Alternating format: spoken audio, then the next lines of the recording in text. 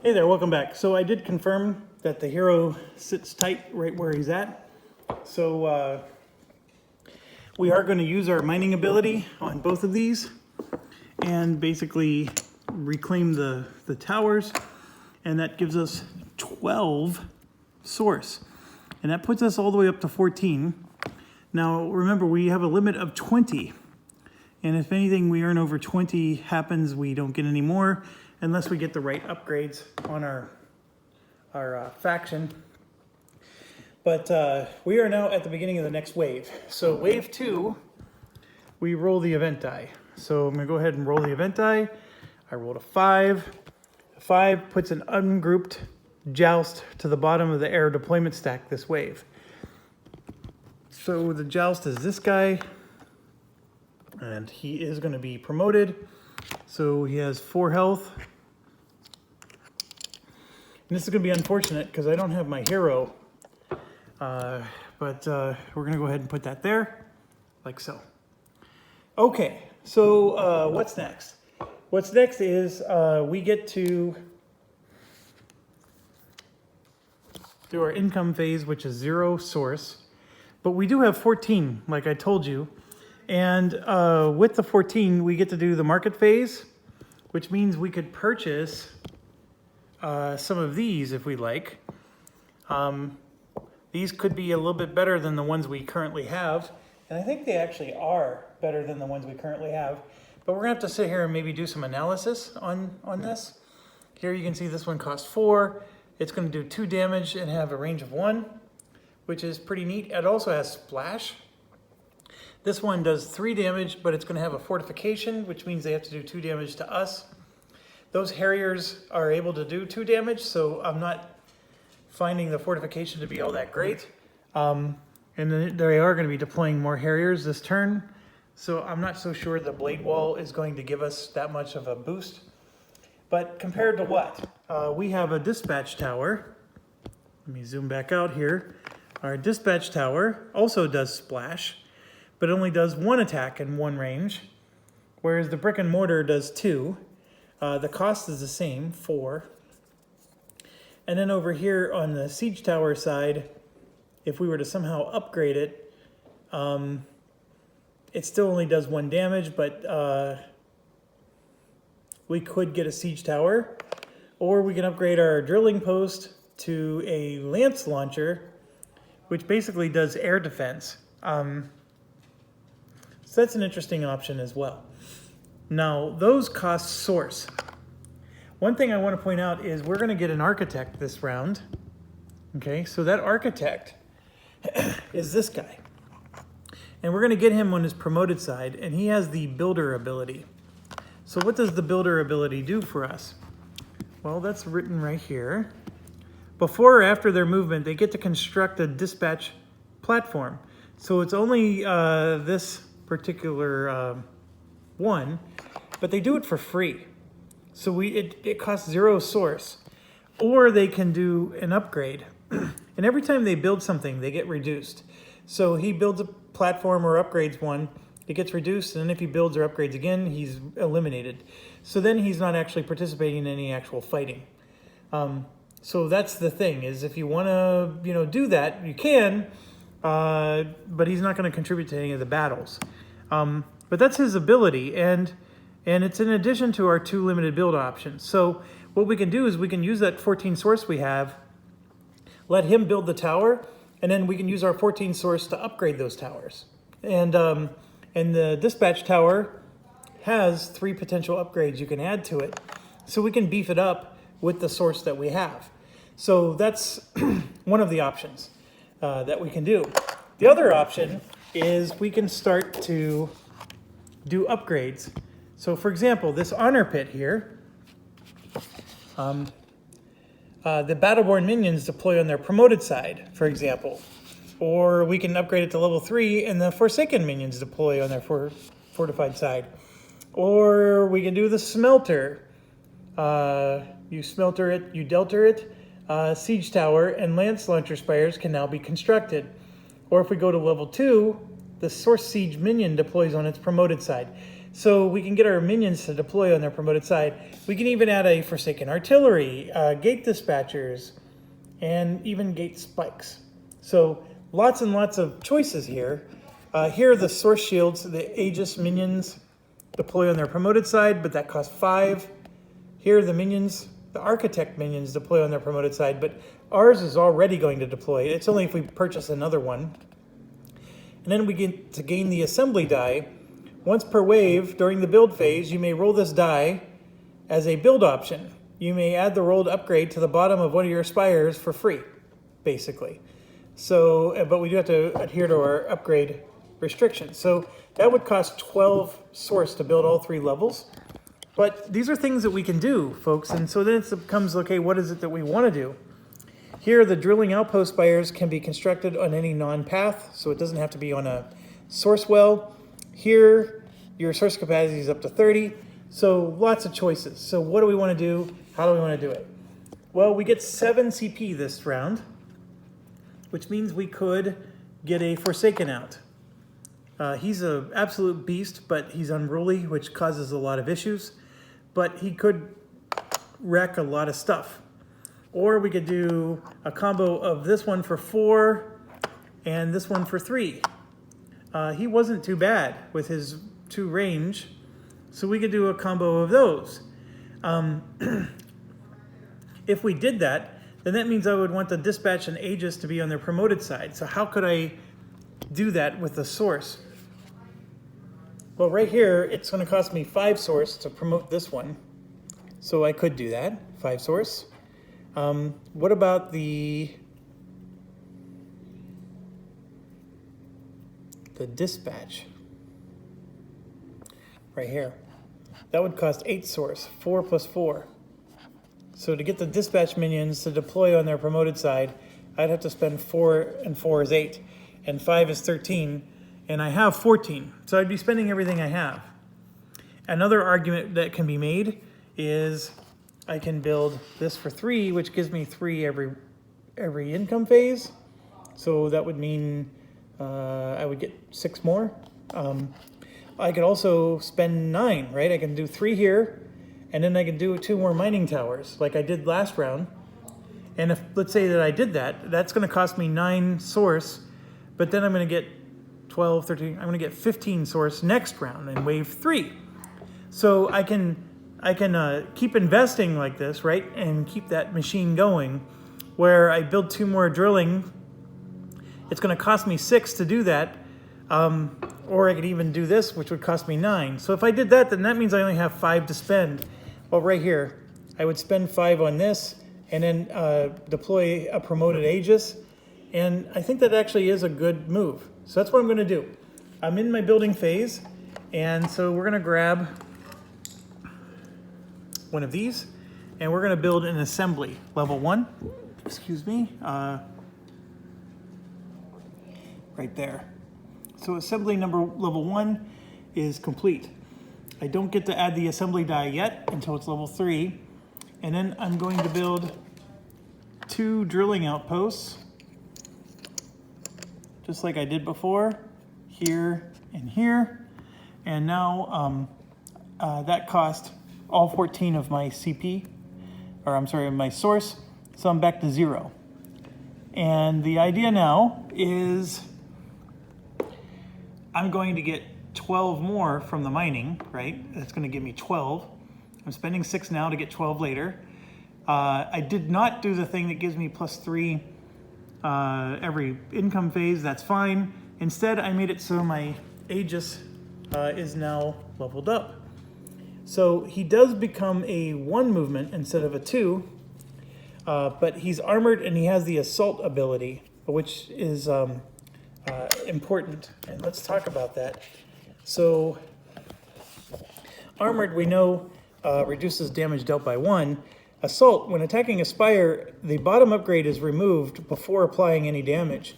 So he could potentially remove 2 upgrades in 1 attack. And that's a very important thing. I think this is fantastic. So I'm going to give him 3 health, and he's definitely going to go into the battle.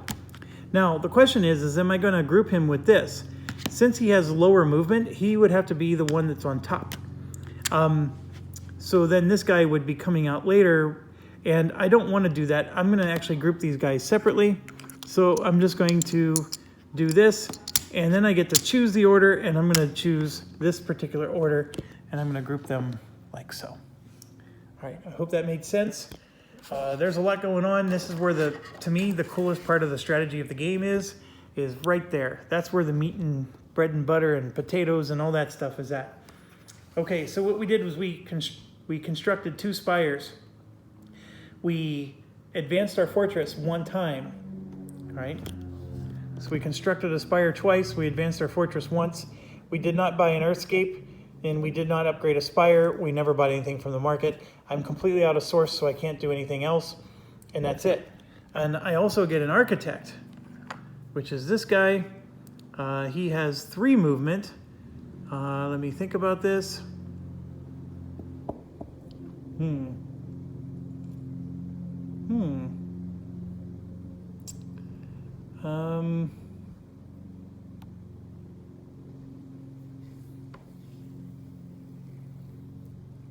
Yeah. So what I'm going to do is I'm going to put him after the dispatch and before the ages. So he's going to go in the order like that. And the reason is I want him to build this tower. Although if he moves 3, ooh, that actually might even be better. You know what? We're going to put him on top.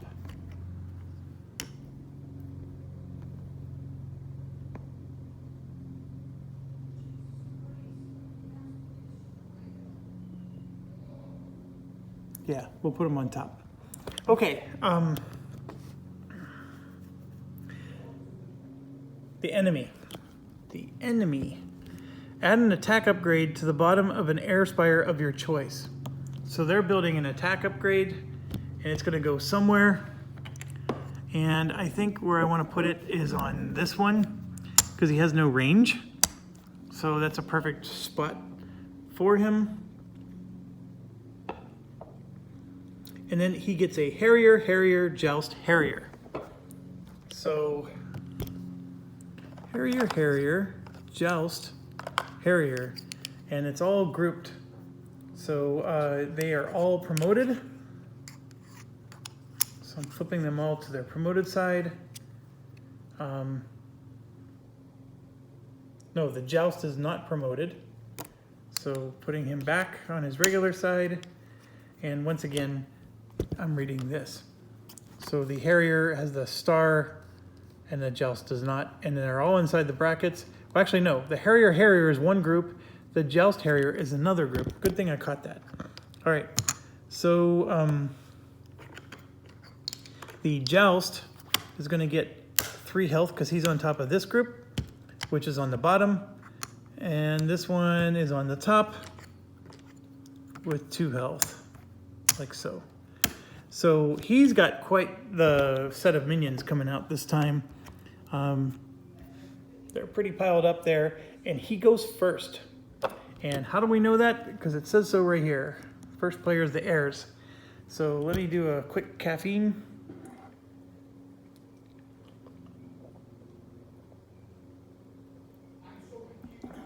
See, my drilling minds needed to drill some caffeine. Okay, now we're ready to go. They go first. So let's do start of the turn. They do nothing. Next they do is movement. And so these guys here are going to move 4.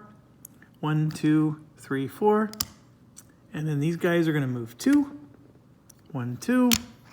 And then these guys would move 3, but remember he was put on the bottom and he can only move 1. And then he's stuck. So 1 was the best he could do. All right. Next is our Spire's attack. He's not in range of any of our Spires. So we're moving on to our turn. Okay, so we have Cram the Mighty here with only 2 health. he's not going to be very helpful for us. I do want to get him back and healed up. But the thing is if I keep him out, maybe there's a chance he can kill something. So that's the part that I'm debating.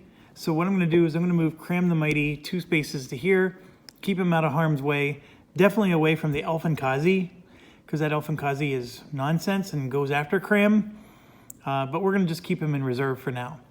And then that also allows us to get out of the way. Actually, you know what? I could get in the way. Actually, that's what I'm going to do. I'm going to get... Okay, that's an Elfinkazi range. That would be in the way. Never mind. I can't do it.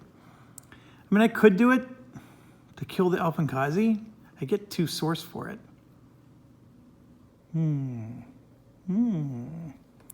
So I'm going to go here to kill the Elfinkazi.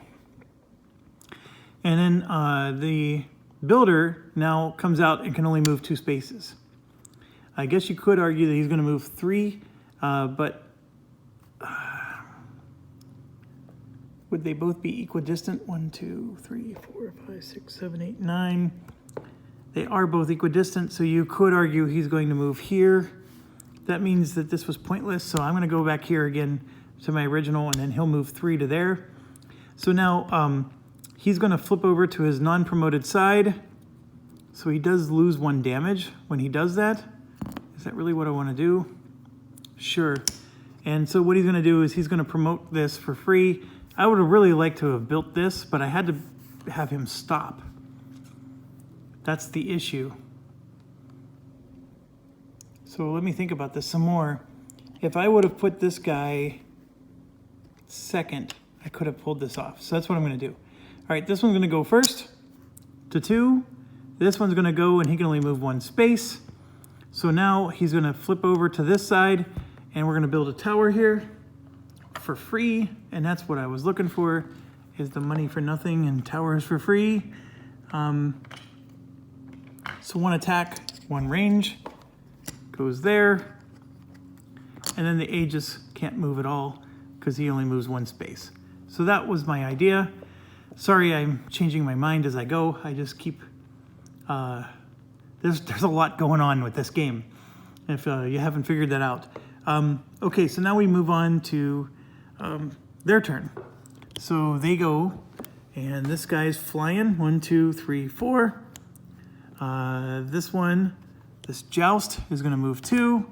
This one wants to move 3, but he's stuck behind the other Joust. So he's only going to move 2. And that ends their turn. Are we able to attack? No, I only have a range of... No, this one can attack because he has a range of 2. So he's going to attack him for 1 damage. But remember, we have to roll a die. So we did 2 damage to the Harrier, and our tower actually killed 1. And so the Harrier gives us 1 CP. So I'm going to move us to the 1 over there. You know, I'm to the point where, because that's so far away from us, here's what I'm going to do. I'm taking a faction that's not even in the game. We're going to use theirs. So that way it's not so far away. A lot of Dire Straits songs with this game. Money for nothing, Inspires for free. These are so far away from me. So I think there's a few more we can come up with before this is over. But yeah, there we go. That is our current CP. And I could even put our fortress health here too, which is 10. So it's a little bit closer. I know for gameplay purposes it's over there, but it's actually really hard, you know, to bring the camera over, always reading it upside down, etc. So anyways, they did lose 1 when our Spire attacked. Okay, so I think that's the end of their turn. So now we go to our turn. And remember, we must do movement. I'm going to choose to move my hero last. I could choose to move it first. And I could put my hero here, for example, to block everybody from moving so quickly. but I actually like letting him move, so I'm going to let this one move 2 spaces, like so. The architect is going to move 2 spaces, and the Aegis will move 1. The architect can only use his ability before he moves, so for now, he's just sitting tight. The dispatch here has a range of 2, and this one has no range on him because the range markers were removed. This one does have a range of 3 and can hit either one. And I'm going to choose, because I get to choose when there's 2 of them, and I'm going to choose the architect because the architect's going to die anyways once he gives his upgrade. So we're basically going to absorb the tower's attack for free. And the tower rolled a blank anyways, so that's really funny actually.